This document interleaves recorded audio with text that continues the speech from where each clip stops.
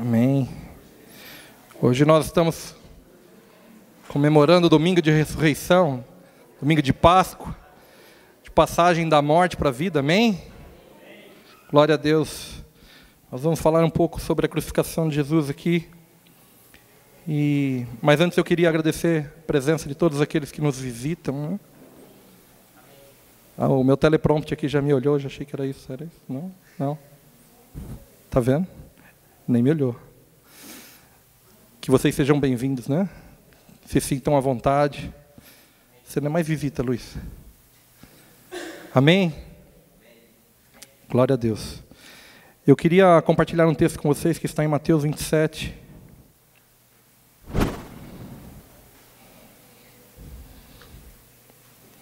Nós vamos ceiar hoje.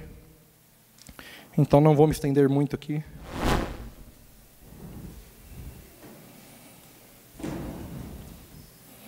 Quem achou, diga amém. Quem não achou, diga misericórdia.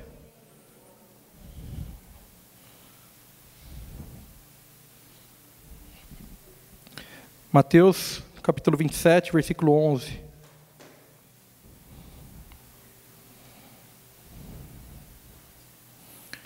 Diz o seguinte: e Jesus foi conduzido à presença do governador, e este o interrogou: és tu o rei dos judeus? E afirmando-lhe Jesus: tu o dizes. E então passou a ser acusado pelos chefes dos sacerdotes e pelos anciãos, mas ele nada respondeu.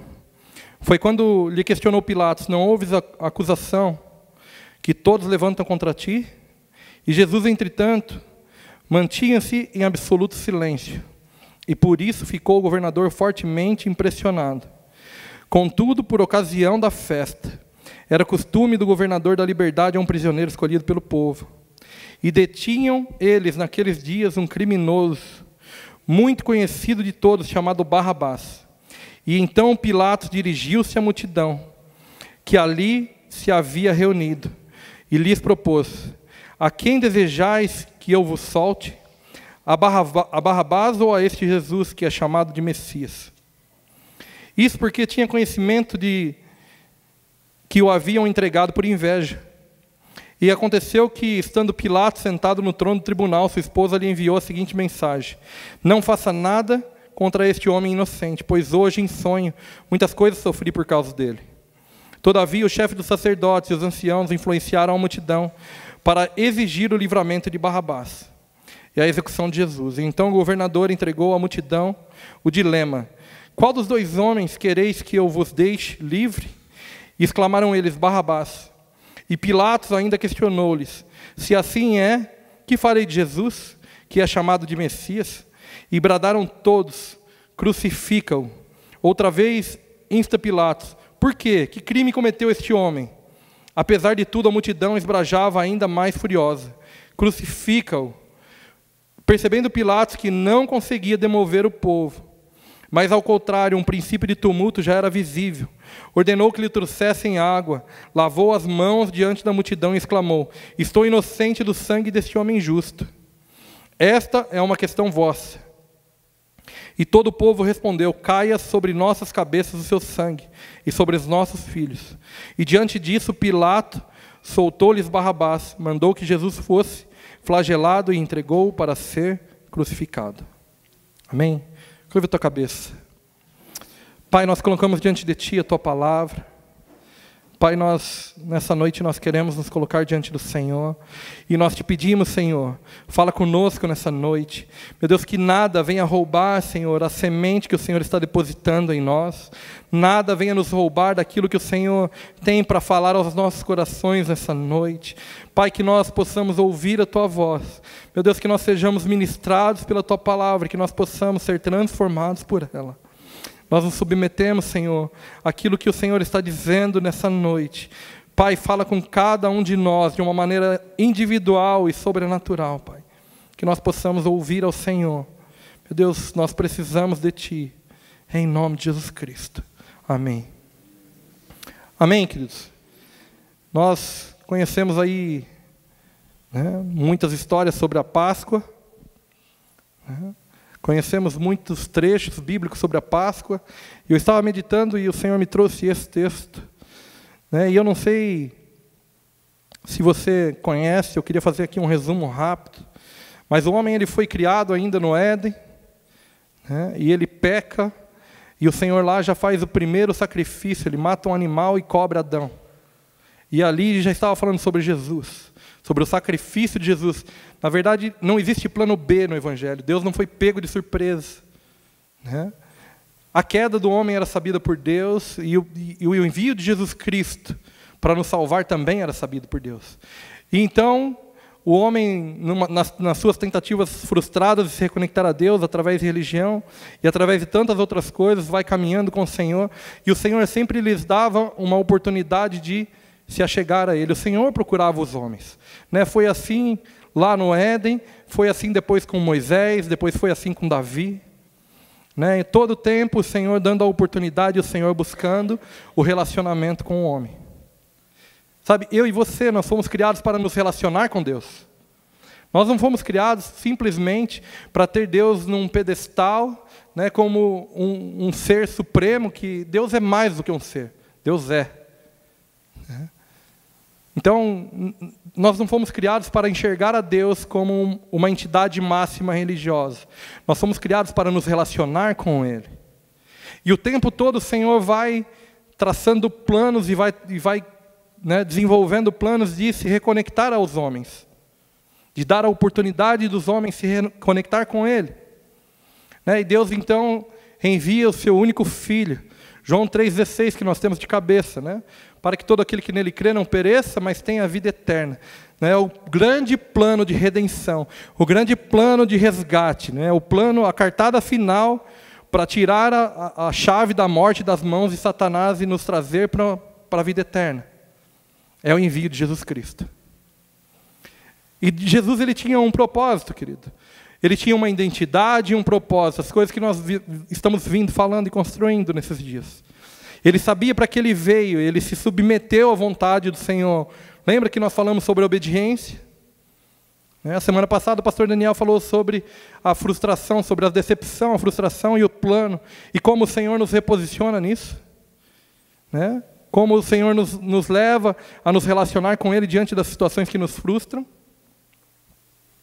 E o tempo todo nós somos levados nesse vai e vem, queridos. Porque a nossa carne, a nossa alma, ela milita contra o nosso espírito.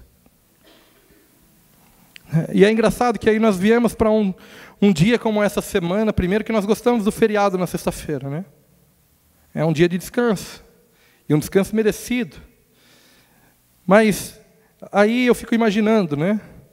Eu, na verdade, respeito a individualidade de cada um. Mas aí as pessoas, de repente, numa sexta-feira, porque não comem carne, acham que estão expiando seus pecados. Né? Ou, se nós vamos para um catolicismo romano, porque passa 40 dias, às vezes, sem beber. Né? Então, os homens sempre vão buscando uma forma de se penitenciar, ou de pagar uma promessa, ou de pagar um preço, que não seja o preço da obediência, querido. Sempre há uma troca. Né? E nós somos rápidos em olhar isso no catolicismo romano, mas se nós trouxermos isso para a nossa realidade, né, a igreja evangélica é feita dos jejuns com propósito. Então faça um jejum para aquilo, faça um jejum para isso, faça um jejum sempre numa base de uma troca. Quando na verdade você deve sim jejuar para matar a sua carne, para se enfraquecer de você mesmo, para diminuir o seu ego, para diminuir a sua carne, para diminuir o seu eu, a sua alma. Mas, sobretudo, você precisa obedecer. E é interessante que nesse texto, Jesus é obediente à vontade do Pai, querido. Né, por muitas vezes aqui o Senhor, né, traz inclusive sonho à mulher de Pilatos. E diz, olha, não faz nada com esse homem, que ele é inocente. Né, e a Bíblia diz aqui, no versículo... Cadê? 14. Jesus, entretanto, mantinha-se em absoluto silêncio.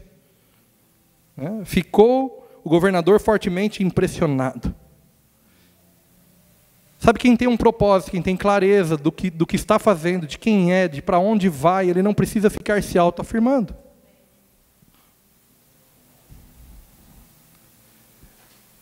Esse texto ele traz para nós muitas verdades. Ele traz a verdade de que nós precisamos obedecer, que precisamos entender o nosso papel e ser obediente até o fim.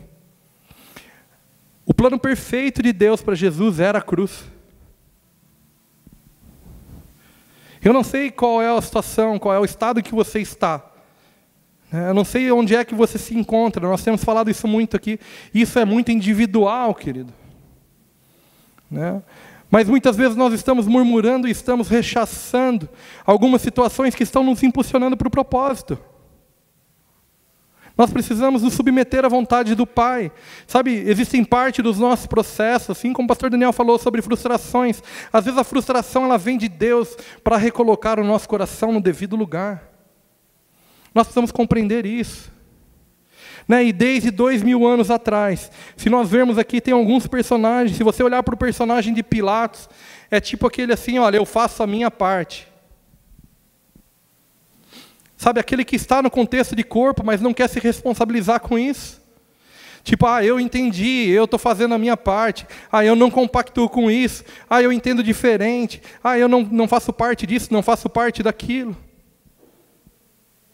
E se exime da responsabilidade como se não fosse o corpo. Diz que é corpo, mas não se responsabiliza por ele. E queridos, nós enquanto igreja, nós estamos num tempo em que nós precisamos nos reposicionar como igreja.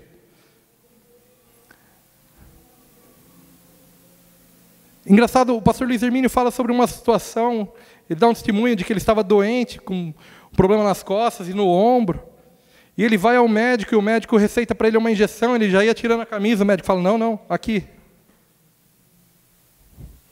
Aí fala aqui, e Deus fala para ele, está vendo? A parte boa vai tomar remédio pela parte doente.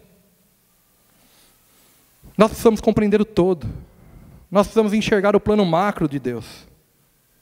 Sabe, desde 2000 anos atrás, o Senhor estava redimindo, através de um plano perfeito, um plano de redenção.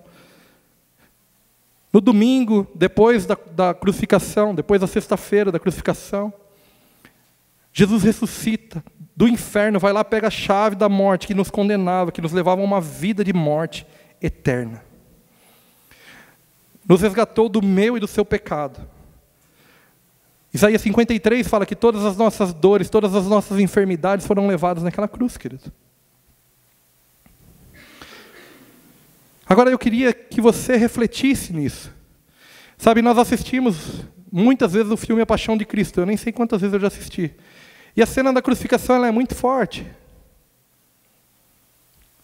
Eu até pedi para o Mateus preparar um vídeo, nós vamos ver depois aqui. E ele falou, mas eu queria fugir um pouco do clichê do filme da Paixão de Cristo. Eu falei, isso aí, bem desafiador, mas faz mesmo. Mas assim, quantas vezes a gente vê, quantas vezes nós ficamos impactados? Sabe, será que você tem a real dimensão do que Cristo fez por você 2000 anos atrás? Porque se nós tivermos essa consciência, nós vamos ser mudados por isso. Nós vamos nos responsabilizar com essa verdade. Nós vamos nos reposicionar enquanto pessoas, enquanto cristãos. Sabe, ser cristão é muito além de vir para um culto de domingo, de sentar aí na cadeira, de passar 1h30, de fazer aqui um tempo de adoração. Deus é tão Deus é tão Senhor da situação, querido, que nós, na verdade, nós quase nunca ensaiamos. Hoje nós viemos mais cedo para ensaiar.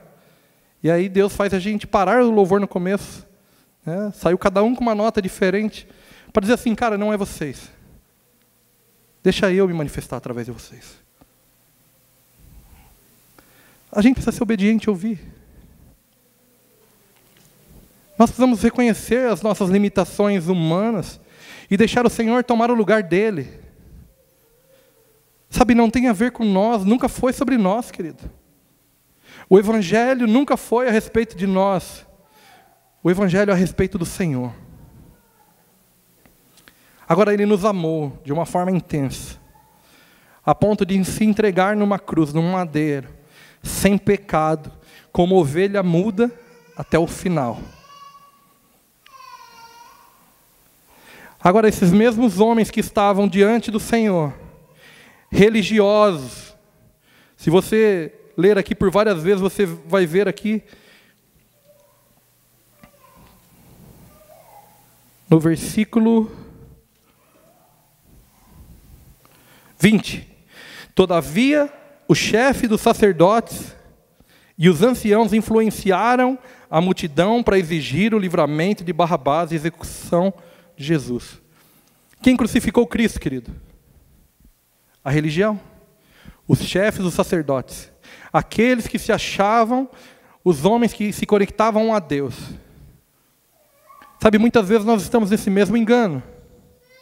Nós achamos que estamos com Cristo, né? Eu até vi, de novo, esses dias um post que dizia isso, né? Às vezes o sujeito, ele nasce na igreja, ele é batizado na igreja, ele casa na igreja, né? Ele morre na igreja e acaba no inferno. Porque tudo que ele tinha era a igreja. Onde, na verdade, ele deveria ter um relacionamento com Deus.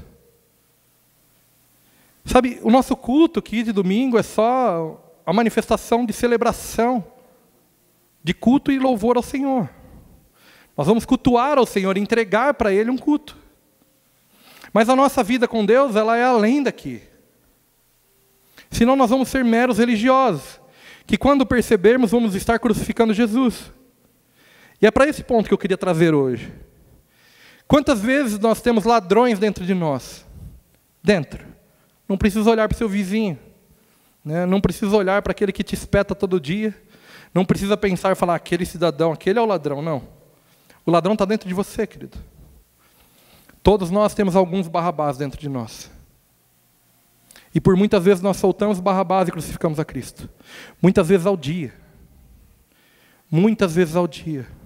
Sabe, coisas que nos roubam. Ladrões que estão inseridos dentro da nossa alma. E enquanto nós cedemos a isso, enquanto nós, sabe, vamos dando aquele espacinho, aquele jeitinho, e vamos fingindo que o Senhor não está nos vendo, e vamos cedendo a nossa vontade, e vamos fazendo o que nós temos na cabeça. Todas as vezes que nós fazemos isso, nós estamos crucificando a Cristo novamente. Nós estamos soltando o Barrabás. Estamos sendo hipócritas e religiosos.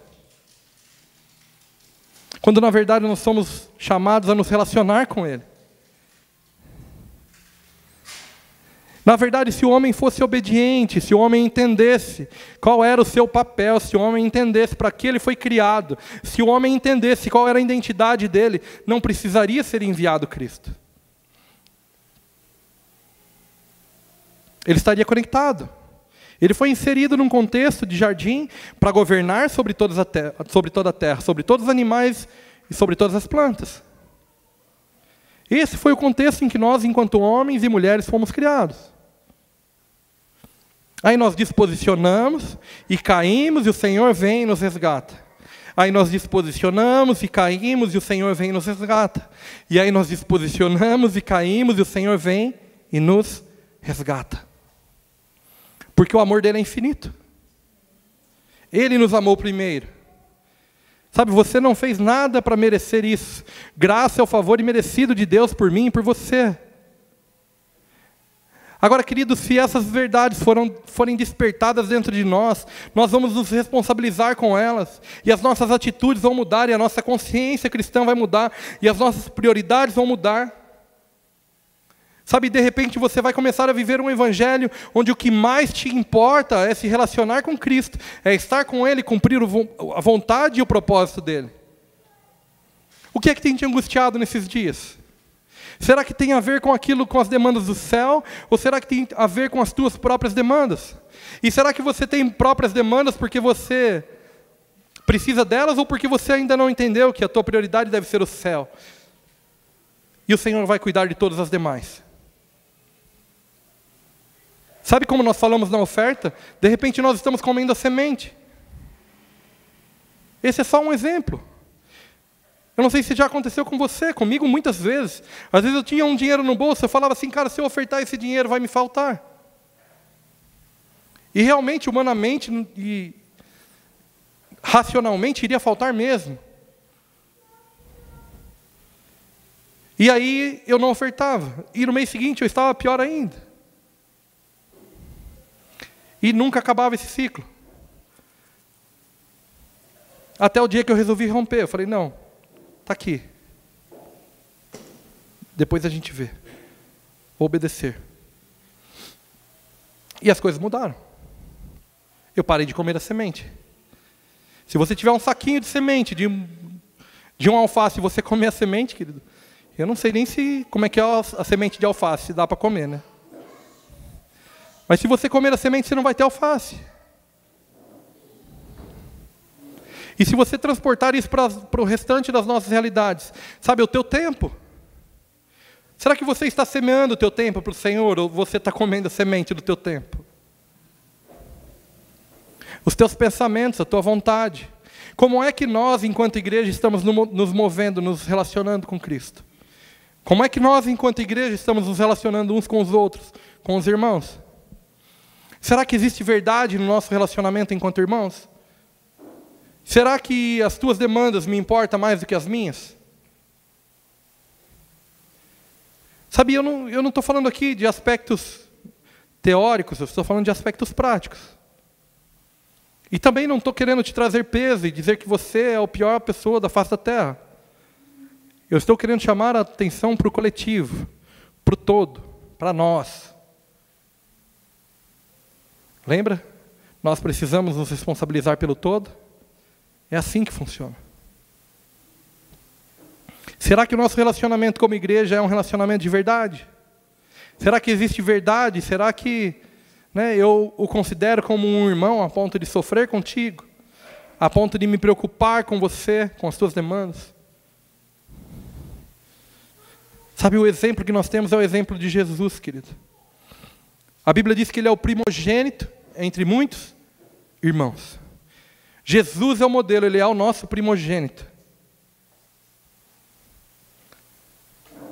Sabe, eu não estou dizendo que você precisa amanhã ficar na tua cama até às 5 da tarde para ver o que vai acontecer, que Jesus vai... Não. Se mova com a tua humanidade. Aquilo que você pode fazer, o Senhor não vai fazer por você. Mas realinhe as prioridades da tua vida. O Senhor vai te permitir ter todas as coisas que não te tem. O Senhor vai te permitir dominar sobre todas as coisas que não te dominam. O Senhor vai permitir você se estabelecer sobre todas as coisas que não se estabelecem sobre você.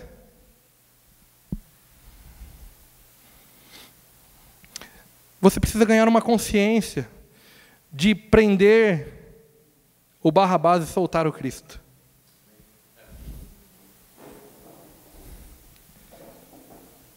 Todos os dias, queridos, todos os dias.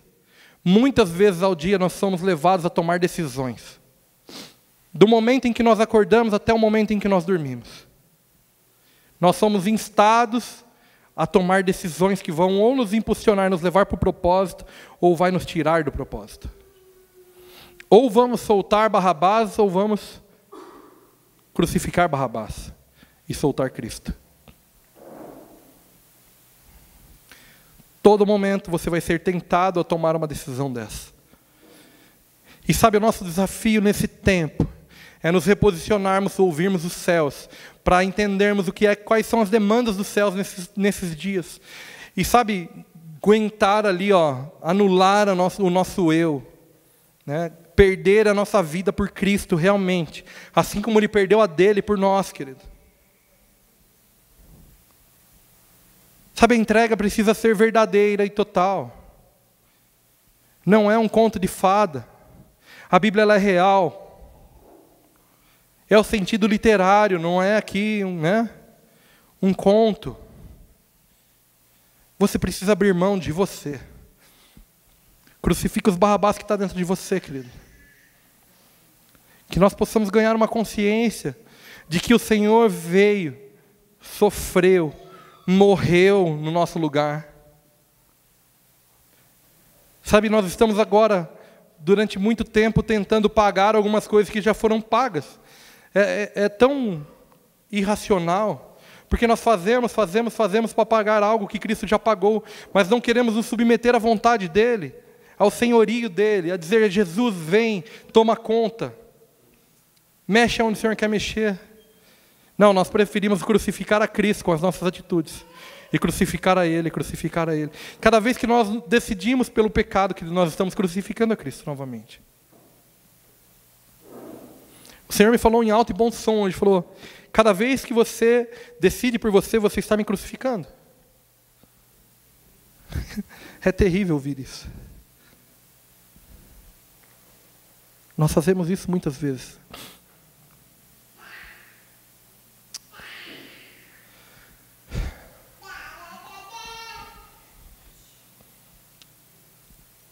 Eu não sei quanto a você, querido.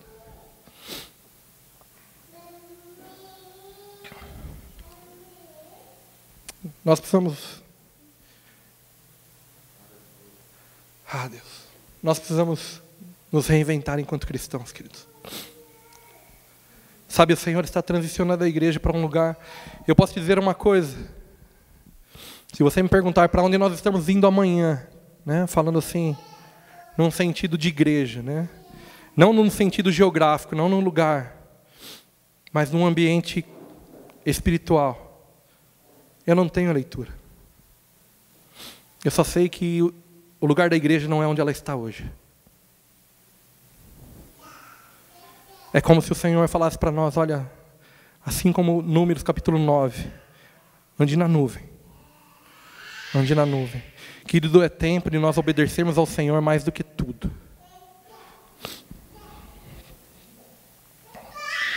Sabe, eu não quero ser o responsável por crucificar a Cristo. E é como o apóstolo Paulo falou, né? Miserável homem que eu sou. O bem que eu quero fazer, eu não faço. Mas o mal que eu não quero fazer, esse eu faço. Essa é a nossa luta diária, querido. Essa é a nossa batalha. Nós travamos elas todos os dias.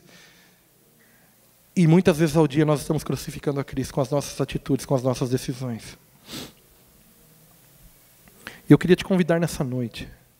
Sabe, eu não queria me alongar, nós vamos ainda ceiar. Mas eu queria te convidar nessa noite a um reposicionamento, querido. Sabe, que você, nessa hora, possa olhar para dentro de você. E que nós possamos entrar num novo lugar em Cristo. Como eu disse, eu não tenho ainda uma visão clara. Eu não sei quais são os nossos próximos passos, ou para onde estamos indo, ou qual a direção. Mas eu sei que nós precisamos obedecer ao Senhor. E eu sei que nós precisamos nos responsabilizar com Ele. Eu queria orar com você nessa noite, amém?